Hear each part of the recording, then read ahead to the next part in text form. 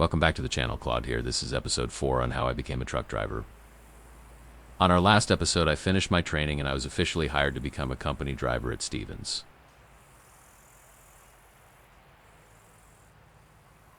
I was assigned my first personal truck, which is featured in this video, a 2019 Kenworth T680.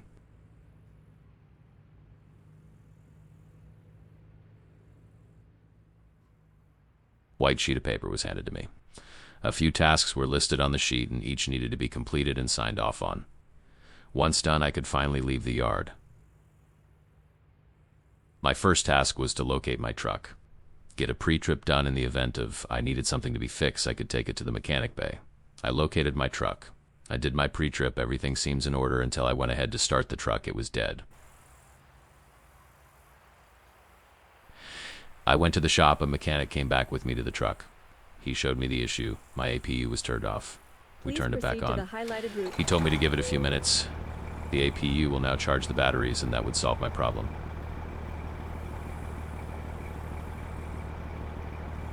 After a few minutes, it did cut on. Mechanically, the truck seems fine, no leak, no broken parts, no warning light on the dashboard. All the necessary paperwork for the truck was there in my binder. I was happy. Now I had to go to the wash bay, get the truck wash. Once that was completed, I had to take the truck to the detailing bay. They cleaned the interior as good as they could. Put a brand new mattress on the bunk and I was almost good to go. Next I had to go get supplies, an extra gallon of oil, some washer fluid, a gallon of DEF, some chains and load locks. At this point, once a truck was assigned to you, you could no longer sleep at the Luna. I only had a duffel bag, I moved that into my truck. Since all my tasks were completed for the day, I was ready to leave the yard. I went to a Walmart to get some supplies. I brought me a microwave and a fridge. I was being rerouted home. I went to the DFW, they had no direct load heading to New York. They told me to not sit and wait on the yard. Me being a new driver, not knowing any better, I agreed. It was a Saturday afternoon, they offered me a short load. The trailer was delivering at a nearby Walmart, but since the driver was early, Walmart would not receive it. It was scheduled to be delivered at 2 p.m. on Sunday, and if I grabbed that load, I would be out of the yard after delivering it. They will send me something heading north. I was dispatched. Came Sunday morning, I went to find my trailer and attach to it. I made a trip to the fuel island where I filled up on diesel, DEF, and filled up my reefer. Another driver who was at the fuel island asked me if I knew I had a blown wheel seal. I completely forgot to do a pre-trip on the trailer. I was too busy making sure I coupled properly and my mirrors was well adjusted. He showed me the seal was blown and fluid was spewing all around the rim. I thanked him. I went to dispatch. They quickly took the trailer to the bay up the hill. Within the hour it was fixed. It was still early. I left the yard and started making my way to the Walmart. When I heard a beeping sound and a warning come across the dash, my coolant light came up. I was pretty sure I did a pre-trip and my coolant was filled up to the proper limit. Since I was on the highway and not too far from my delivery, I decided to continue. I was 5 minutes away, made it to the Walmart, checked in, was assigned a door. Luckily for me, backing was easy since it was such a big yard. While I was getting unloaded, I opened the hood to check my coolant level. It went down a little. There were no signs of leaks. I spoke with dispatch. They told me to let it cool down and add more fluid and see if the problem went away. It took about 2 to 3 hours to get unloaded. Truck got cooled enough, added some coolant. Warning light went away. There was a Love truck stop up the road. I made my way there. It was 5 p.m. There was one empty spot. I spent an hour trying to back in that spot. Next to me, an old couple. They were sitting in their truck. Not once he offered to help. He just told me to keep trying. If he blew his horn, I was about to hit him and I should stop. Finally, someone all the way across the lot had the decency to come in and gave me a hand. I appreciated it. I bought him lunch. The next morning, dispatch got me a load. It was picking up nearby and was heading upstate New York. I was happy finally. I was heading home. It was at this point the middle of January. I needed a break. I needed to see my family and friends. I picked up the load. I delivered it. Finally, I was on home time. I did my days at home. Packed up some more clothes, some more food, a small monitor and game system. I went back to work. As the day went, I was doing a lot better. Every day I was learning more about the truck, more about the road, more about Stevens. We were told after a month or two, after driving a certain amounts of miles, if we wanted to, we could join the lease program. It's the business side, and if you did well for a year or two, you could do the lease purchase program with them. 2 months went by. I was doing well, got in no trouble, completed all of my loads on time. I was invited to join the lease program. I agreed. I had a load of meat I was picking up in Nebraska. It snowed a lot the day and the night prior. First time I understood what it meant to not drive a truck on ice. I got to my pickup, the road were frozen in ice. My truck came to a complete stop, but somewhat was still sliding straight down the road. In 650 feet, turn left. The customer yard was covered in ice and buried in snow. Dropping an empty trailer was difficult, but I managed to find a spot. Picking up my loaded trailer was buried in snow. I had to unshovel some snow, lots of snow, but the plot twist is I had no shovel. I managed to flag a yard dog. He landed me a snow shovel. I finally hooked up to my trailer. My tandems were slid all the way to the back. They were frozen. They wouldn't budge. After 30 minutes of playing with my tandems, they finally unlocked my truck and slid my tandems into the proper hole. Once I was done, I was heading to Washington. From Washington, I will head back to Texas.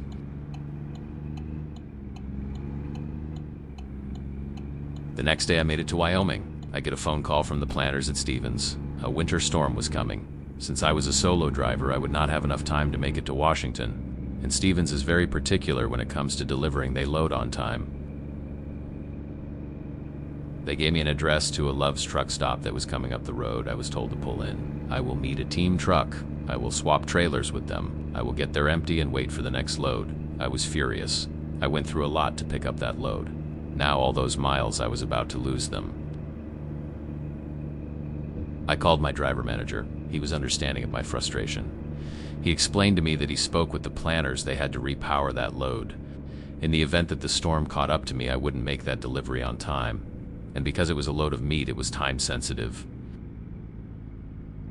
He explained to me that Stevens valued their delivery time.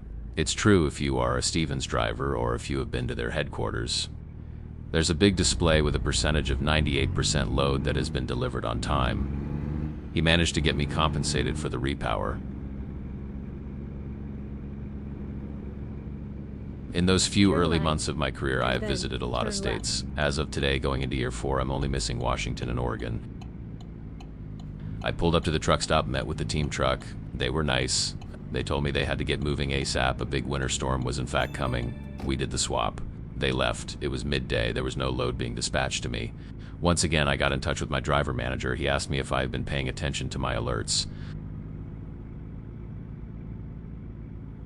You have arrived at your destination. My area of Wyoming was expecting heavy snow and very big winds enough to flip an empty trailer. For 6 days, I was shut down. On top of the heavy snow, the wind reached 60 miles per hour. The highway were shut down. All trucks were parked till further notice. It was scary. Imagine an empty truck weigh 40 tons and the wind is bouncing it like a basketball while you are in it. With every gust, you feel the truck being hit. The truck stop was full. Trucks park everywhere, but no one was outside. The wind was so strong, I remember getting out to go use the bathroom when the wind knocked me on my ass. On the last few days of the storm, as the wind subdued, loaded trucks and low-profile trucks like flatbeds were allowed to leave. My friend at the time who drove a flatbed came to my truck stop. He was shut down. Nearby at a shipper, but since he was loaded with a low-profile load and operated a low-profile truck, he was able to move. I was finally allowed to move. Since I decided to join the lease program, I was being rerouted back to Texas. In Wyoming, near the truck stop, there was a Walmart. A loaded trailer of pallets was waiting for me heading to Kansas. I picked up the load, made my way through Colorado. In a way, it all worked out. I was being paid for all the days I was shut down. I was approaching Kansas. It was still a bit windy, but I was about 55,000 pounds with my loaded trailer. Over the horizon, the weather seems dark in Kansas. I thought nothing of it. I kept on driving. I was about 2 hours away from my delivery. Along the way, I noticed a few trucks that were passing me were trying to communicate something to me. As a new driver, I did not have a CB. I kept on driving as it got even more windy. I could feel the wind hitting my truck and trailer and swaying it off the road.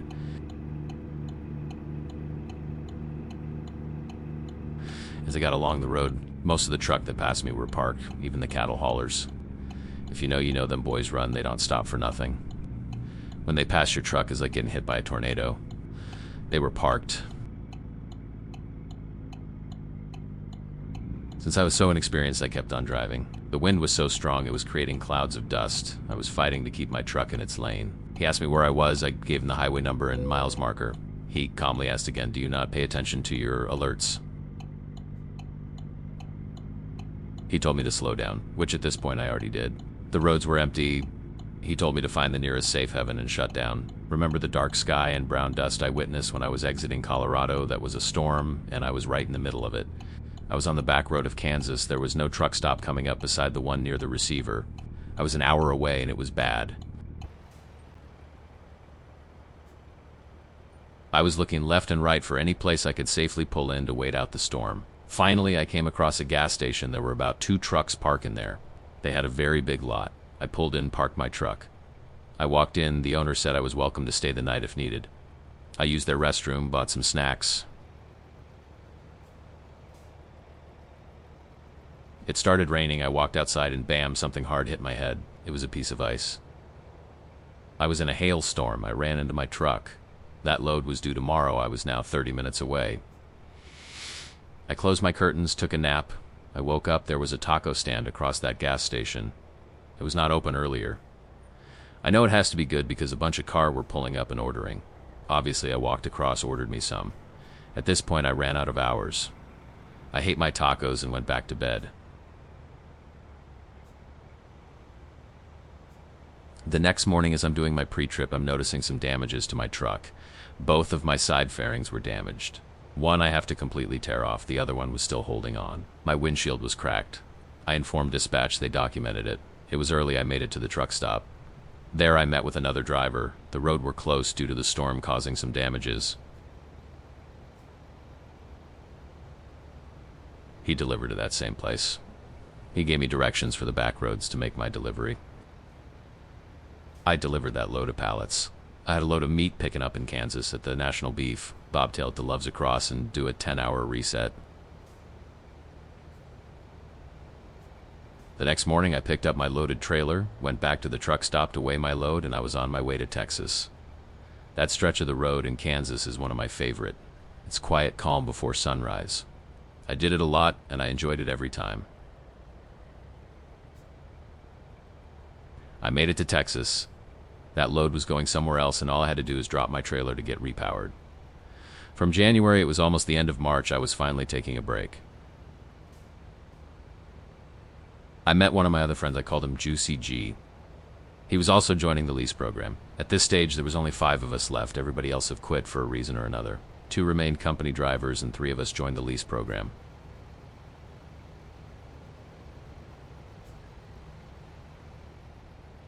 We were kicked out of our truck.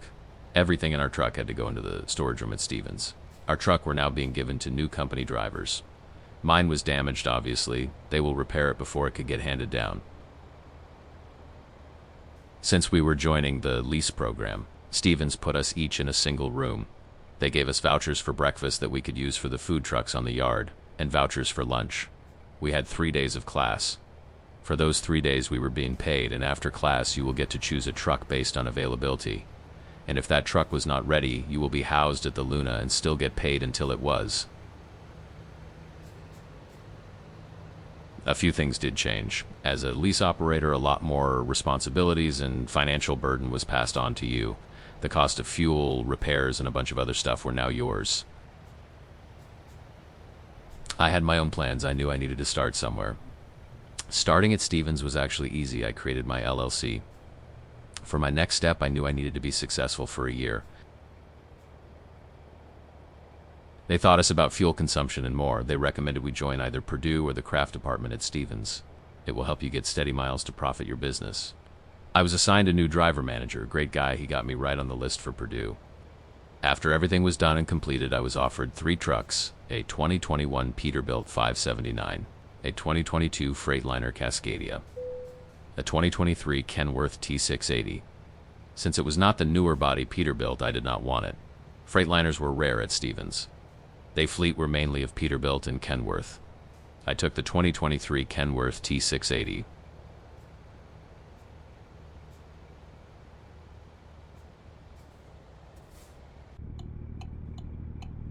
But the truck has some damages on the side bumper and the steps. The truck was in mint condition inside and out, just have crossed the 100,000 miles mark. I met the previous driver of my truck. He was going back company since the lease program was no longer profitable for him. I was going to be on the yard for a while. The parts had to be ordered. I did not worry since I was getting paid until it's fixed. This was episode 4 on how I became a truck driver. Please subscribe, leave a like and comment if you enjoyed the story. I will see you guys for episode 5.